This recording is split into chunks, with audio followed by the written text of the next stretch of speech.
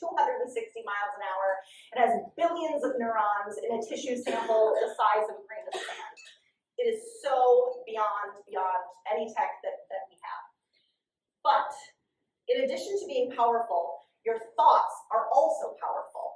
And studies have been done that your brain doesn't know the difference between doing something and just thinking that you're doing something. The same motor neurons fire, okay? There have been studies done where concert pianists have played a sonata and they put electrodes on their head and watched the brain waves. And then they have them just imagine that they're playing that sonata. And the brain reacts in the same way. This also applies to your sympathetic nervous system or your fight or flight response. So that shaky legs, dry mouth, breathy voice, gasping for air, thing that we do when we get nervous. So it only takes a second for your sympathetic nervous system, for that fight or flight, to kick into gear. This is because it's meant to keep you safe, right? Really helpful if there is a saber-toothed tiger coming for you. Not so helpful if you're getting up to speak.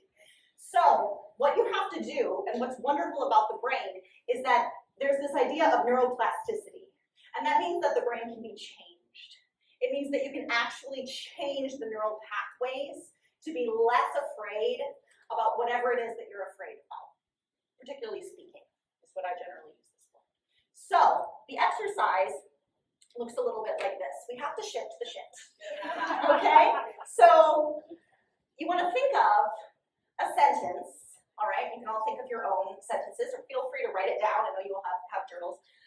So take a moment and just think of something that you often critique yourself on. Okay? Try to be specific.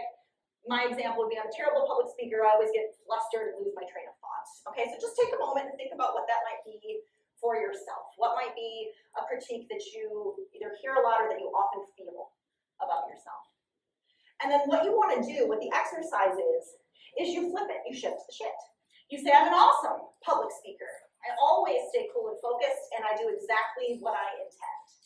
And then I take that new sentence, and I write it down on a couple of Post-it notes. And I put it on my bedside table. And I put it on the mirror in my bathroom. And I put it on the desk, dashboard in my car. And when I see it, I say it out loud to myself, particularly when I wake up in the morning and before I go to bed at night, because overnight is when your brain stores memories. When you're sleeping is when your brain files through all the information that you took in that day and determines what is going to go at the front of the pile and what is going to be pushed out. And what goes at the front of the pile for large things are that it's positive, it's something that you deem good for you, and it's repeated. Okay?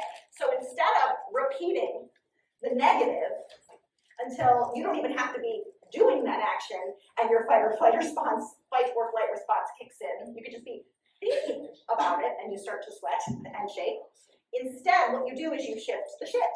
You change it, and then over time, it takes about 2 weeks for your brain to start to get it. It takes longer for it to become muscle memory, for it to really change, but it takes about 2 weeks for that thought pattern to start to change. And your brain really can rewire itself in that way.